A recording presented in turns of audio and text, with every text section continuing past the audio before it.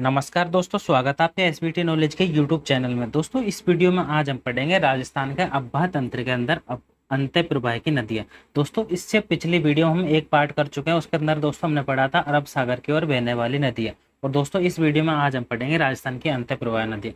दोस्तों, अगर आप चैनल पर पहली बार आए हैं तो प्लीज़ चैनल को सब्सक्राइब करें और बेल आइकन प्रेस कर दें, क्योंकि दोस्तों इस तरह के टॉपिक्स पे यहाँ पर वीडियो आपको मिलती रहेगी। राजस्थान के अंदर लगभग 60% नदियाँ ऐसी है जो कि दोस्तों अंत्य प्रवाह की नदियाँ हैं।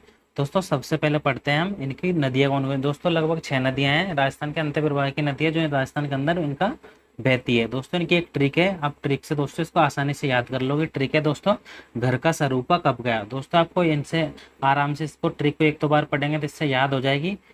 ट्रिक का विश्लेषण करते हैं दोस्तों। सबसे पहले आपको घर से याद रखना है दोस्तों घग्गर नदी।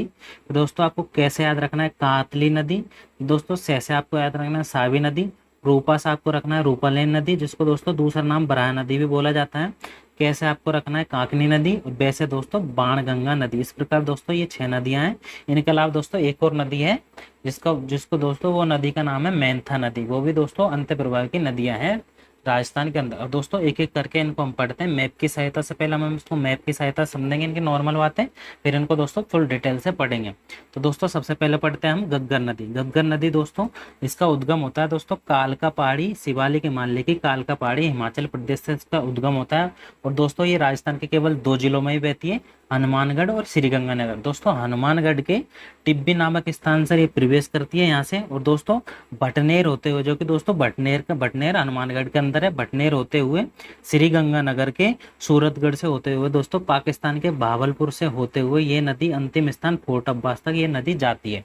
दोस्तों इस नदी दोबारा देखते हैं, शिवालिक हिमालय से इसका उद्गम होता है, इसका विलुप्त होता है दोस्तों, इसका विलुप्त होता है पाकिस्तान के फोर्ट अब्बास तक ये अंतिम स्थान पर जाती है, यहाँ पे इसका विलुप्त होता है। और राजस्थान के केवल 2 क्षेत्रों के अंदर इसका अब्बाई क्षेत्र आता है, 2 जिलों के अंदर, हनुमानगढ़ और श्री गंगानगर। हनुमानगढ़ के दोस्तों टिब्बी नामक स्थान से प्रवेश करती है, भटनेर से होते हुए श्री गंगानगर के सूरतगढ़ से होते हुए दोस्तों पाकिस्तान के अंतिम स्थान फोर्ट अब्बास तक जाती है। अब दोस्तों इसके बारे में पढ़ते हैं लास्ट में डिटेल से। दोस्तों सबसे पहले हम इनके बारे में पढ़ा, कालका पहाड़ी शिवालिक हिमालय से हिमाचल प्रदेश से इसका दोस्तों उद्गम होता है। इसका अब्बाई क्षेत्र केवल हनुमानगढ़ और गंगानगर और हनुमानगढ़ के अंदर दोस्तों इसका अब्बाई क्षेत्र है। इसके कई उपनाम है दोस्तों, देखिए इसके सरस्वती नदी, मृत नदी, नट नदी, सोता नदी। दोस्तों यह राजस्थान के प्रवेश दोस्तों टिब्बी नामक स्थान पर करती है, हनुमानगढ़ जिले से करती है और श्री गंगानगर के सूरतगढ़ से होते हुए अंतिम स्थान फोर्ट अब्बास तक दोस्तों ये नदी जाती है। और दोस्तों ये एकमात्र ऐसी नदी है राजस्थान की जो कि दोस्तों शिवालिक हिमालय से राजस्थान में आने वाली एकमात्र नदी है। गग्गर नदी जो कि दोस्तों देश की सबसे लंबी नदी अंत्य प्रवाह की नदी है गग्गर नदी।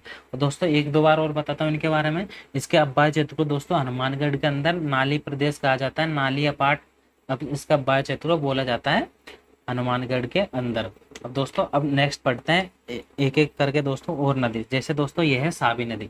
सावी नदी दोस्तों इसका उद्गम होता है, सबसे पहले दोस्तों हम इसको मैप में पढ़ेंगे। और दोस्तों आपको मैं एक बात और बता दूं, अगर आप राजस्थान की ज्योग्राफी पढ़ रहे हैं तो सबसे पहले आपको राजस्थान का मैप सबसे अच्छी तरीके से आना चाहिए कि कौन सा जिला कहाँ पर है। अगर आपको दोस्तों इस तरीके से पूरे जिले याद होंगे क्रमवाई से और उनका सही स्थिति, तो दोस्तों आपको ज्योग्राफी पढ़ने में बहुत आसानी हो जाएगी। दोस्तों पढ़ते हैं सावी नदी। इसका उद्गम होता है दोस्तों सेवर की पहाड़ी जयपुर के अंदर से इसका उद्गम होता है यहाँ से। और दोस्तों ये अलवर होते हुए इसका विलुप्त होते हैं दोस्तों ये पाटौदी हरियाणा, मतलब गुड़गांव के मैदान में इसका विलुप्त होता है। पाटौदी नामक स्थान पर हरियाणा में इसका विलुप्त हो जाता है। और दोस्तों ये सावी नदी हमने पढ़ ली, सेवर से इसका उद्गम होता है और अलवर होते हुए दोस्तों ये विलुप्त हो जाती है पाटौदी हरियाणा के अंदर। दोस्तों ये अलवर की सबसे बड़ी नदी है, आपको ये बात और ध्यान में रखनी है। और दोस्तों इसके अलावा एक और नदी देख लेते हैं, ये कांकणी नदी। दोस्तों इसका उद्गम होता है, ये केवल कांकणी नदी ऐसी जो कि दोस्तों जैसलमेर जिले के अंदर ही बहती है। इसका उद्गम दोस्तों कोठारी गांव से होता है और ये दोस्तों कोठारी गांव यहाँ से इसका उद्गम होता है और यहाँ से जाते हुए दोस्तों ये मीठा खाड़ी में विलुप्त हो जाती है, जो कि दोस्तों ये भी जैसलमेर के अंदर ही है। तो दोस्तों बीच में ही एक झील पड़ती है उसका नाम दोस्तों ये भुज झील का निर्माण होता है इस नदी के द्वारा ही, कांकणी नदी के द्वारा इसका निर्माण होता है। दोस्तों हमने इनको मैप में पढ़ लिया, अब इनके बारे में पढ़ते हैं एक एक के बारे में। सबसे पहले पढ़ा दोस्तों सावी नदी। इसका उद्गम दोस्तों सेवर पहाड़ी जयपुर से होता है और दोस्तों इस नदी पर ही एक सभ्यता पड़ती है जयपुर जोधपुर सभ्यता उसको कहा जाता है। इस जगह पर दोस्तों एक सभ्यता पड़ती है जयपुर जोधपुर सभ्यता उसको कहा जाता है। वहां पर दोस्तों हाथी दांत के अवशेष मिले हैं। दोस्तों इसका अब्बा क्षेत्र राजस्थान के अंदर जयपुर से होते हुए अलवर से होते हुए जाती है और ये हरियाणा के गुड़गांव के मैदान में विलुप्त हो जाती है पाटोदी नामक स्थान पर, मैंने आपको बता चुका हूँ। दोस्तों इसके अलावा पढ़ते हैं काकनी नदी।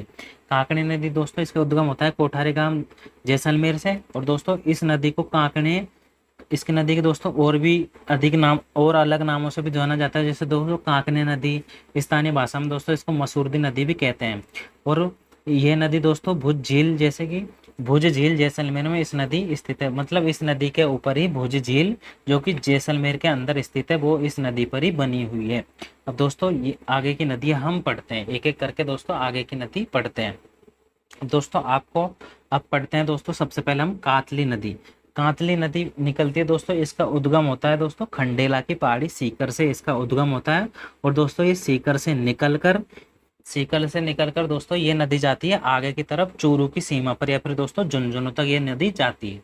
ये इसका दोस्तों अब्बा क्षेत्र होता है पूरा, मतलब सीकर से निकलकर ये दोस्तों वहां तक जाती है झुंझुनू, मतलब चूरू की सीमा तक ये जाती है। इसका नाम है दोस्तों कातली नदी, इसका उद्गम हमने पढ़ लिया। और दोस्तों इसके बारे में और पढ़ते हैं, इसका अब्बा क्षेत्र को दोस्तों तोरावाटी क्षेत्र कहा जाता है। और दोस्तों ये खंडेला पहाड़ी यहाँ से निकलते हैं, तो दोस्तों इस जगह पर एक सभ्यता पड़ती है, उसका नाम है दोस्तों अलवर के अंदर ही नीम का थाना, उसका वहां पर कौन सी सभ्यता दोस्तों, गणेश्वर सभ्यता। और दोस्तों थोड़ा सा आगे जाकर दोस्तों झुंझुनू, वहां पर भी दोस्तों एक और सभ्यता है सुनारी सभ्यता, जो कि दोस्तों खेजड़ी झुंझुनू के अंदर ये पाई जाती है। और दोस्तों इस नदी की एक खास बात और है दोस्तों, ये पूर्ण भाव की दृष्टि से आंतरिक प्रवाह में सबसे लंबी नदी कौन सी है दोस्तों, ये पूर्ण भाव की दृष्टि से ये नदी है दोस्तों कातली नदी। दोस्तों काकनी नदी और कातली नदी दोनों अलग अलग है, आप इनमें कंफ्यूज मत होना। और दोस्तों दो नदी और आती है, जैसे दोस्तों रूपनेर और रूपनगढ़, आप उनमें भी कंफ्यूज मत होना। दोस्तों ये पढ़ ली, अब इसके बाद एक और पढ़ते हैं दोस्तों हम रूपारेल नदी, जो कि दोस्तों ये इसका दोस्तों इसका उद्गम होता है उदयनाथ की पहाड़िया से, अलवर के अंदर से इसका उद्गम होता है। और दोस्तों ये विलुप्त होती है सीकरी भरतपुर के अंदर इसका विलुप्त होता है रूपारेल नदी। दोस्तों इसका अब्बाय क्षेत्र दोस्तों अलवर से भरतपुर के बीच में इसका अब्बाय क्षेत्र होता है। दोस्तों इसके अलावा हम एक और नदी पढ़ लेते हैं, ये सावर झील के अंदर दोस्तों ये नदी होती है, इसका विलुप्त सावर झील के अंदर होता है। इस नदी का नाम है दोस्तों मैथा नदी। मैथा नदी है दोस्तों, ये इनके बारे में हम एक मैप में पढ़ लेते हैं। इनका दोस्तों उद्गम होता है जयपुर के अंदर मोहनपुर से दोस्तों इसका उद्गम होता है, और ये विलुप्त हो जाती है दोस्तों सावर झील के अंदर।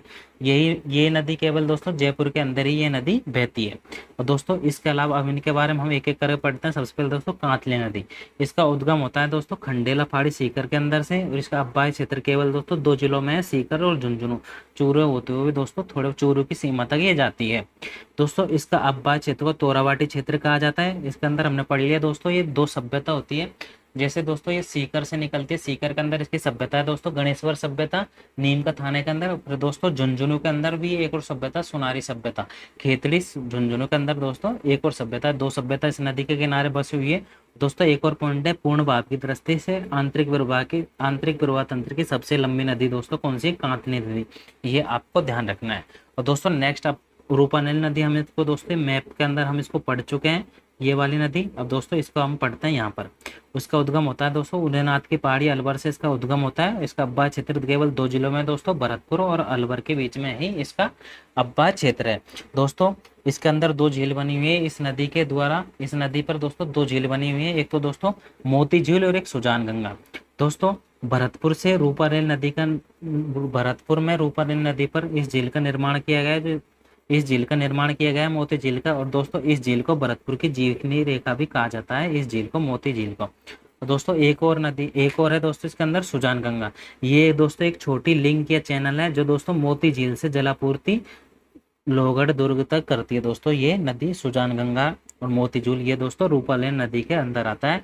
और दोस्तों रूपालेन नदी को ही भरतपुर की जीवनी रेखा कहा जाता है, क्योंकि दोस्तों जल की आपूर्ति इस नदी के द्वारा ही होती है। नेक्स्ट पढ़ते हैं दोस्तों, एक और नदी पढ़ लेते हैं दोस्तों बाणगंगा नदी।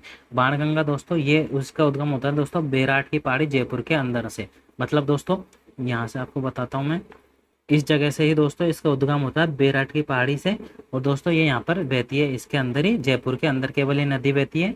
और दोस्तों इसका अब्बाय क्षेत्र दोस्तों 3 जिलों में जाता है दोस्तों, ये जयपुर भरतपुर और दौसा होते हुए दोस्तों इसका अब्बा क्षेत्र में बताता हूँ, ये यहाँ से निकलती है बेराट की पहाड़ी और यहाँ से ही हो जाती है दौसा होते हुए दोस्तों ये भरतपुर तक, इसका विलुप्त अंतिम स्थान जो होता है भरतपुर में जाकर विलुप्त हो जाती है। और पढ़ते हैं दोस्तों इस नदी के कई उपनाम है, इस बहुत इंपॉर्टेंट है दोस्तों बाणगंगा नदी के उपनाम इसको दोस्तों अर्जुन की गंगा भी बोला जाता है, रुंडित नदी बोला जाता है। रुंडित नदी क्या होता है दोस्तों, ये मुख्य नदी में मिलने से पहले ये दोस्तों ये नदी ऐसी है जो कि समाप्त हो जाती है। और दोस्तों इस नदी को राजस्थान में 2012 को अंदर बाणगंगा को दिया गया है ये दर्जा। कौन सा दोस्तों, रुंडित नदी है जो दोस्तों 2012 के अंदर इसको दिया गया था। इसका अब्बाई क्षेत्र दोस्तों हमने पढ़ लिया, जयपुर दोस्तों भरतपुर, और इसका उद्गम होता है दोस्तों बैराठ की पहाड़ियों से। और दोस्तों इस प्रकार से हमारी एक और नदी बच जाती है दोस्तों मेंथा नदी। मेंथा नदी दोस्तों हम पढ़ चुके हैं, ये वाली नदी मोहनपुर जयपुर से ये इसका उद्गम होता है। दोस्तों ये सांवर झील के अंदर ये विलुप्त हो जाती है। ये इसके बारे में पढ़ते हैं दोस्तों मेंथा नदी। इसका उद्गम दोस्तों मोहनपुर जयपुर के अंदर होता है और विलुप्त दोस्तों ये सांवर झील के अंदर होता है। और इसका अब्बा क्षेत्र केवल जयपुर के अंदर ही होता है। इस प्रकार दोस्तों हमने ये सारी नदियाँ पढ़ ली हैं। और दोस्तों एक और नदी और है जो दोस्तों रूपनगढ़ नदी, ये नदी भी दोस्तों ये नदी भी दोस्तों अजमेर के अंदर से इसका उद्गम होता है। सलेमाबाद किशनगढ़ दोस्तों यहाँ से अजमेर के अंदर से इसका उद्गम होता है। और दोस्तों ये भी सांभर झील के अंदर इसका विलुप्त हो जाता है। इस नदी का अब्बा क्षेत्र भी दोस्तों केवल अजमेर से होते हुए अजमेर के अंदर ज़्यादा है, लेकिन दोस्तों ये सांभर झील में मिल जाते हैं। तो इसका अब्बा क्षेत्र दोस्तों हम कह सकते हैं कि ये थोड़ी बहुत जयपुर के अंदर भी आ जाते हैं। इस प्रकार दोस्तों हमने पूरी नदियों को यहाँ पर पूरी फुल डिटेल से पढ़ चुके हैं। दोस्तों हम सबसे पहले घग्गर नदी को पढ़ा, फिर दोस्तों हमने कांतली नदी को पढ़ा, फिर साबी को पढ़ा, फिर रूपा रेल को पढ़ा जिसका दोस्तों और नाम है भरा नदी के नाम से भी जाना जाता है। फिर दोस्तों कांकड़ी नदी पढ़ा, फिर बाणगंगा, फिर दोस्तों रूपनगढ़ और साबी, रूपनगढ़ और दोस्तों मेंथा नदी। इस प्रकार दोस्तों हमने अंतःप्रवाह की सारी नदियों को यहाँ पर फुल डिटेल के साथ में और मैप के साथ पढ़ लिया है।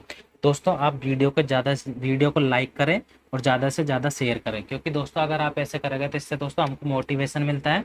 तो थैंक यू दोस्तों, धन्यवाद। आज की हमारी वीडियो यहीं समाप्त।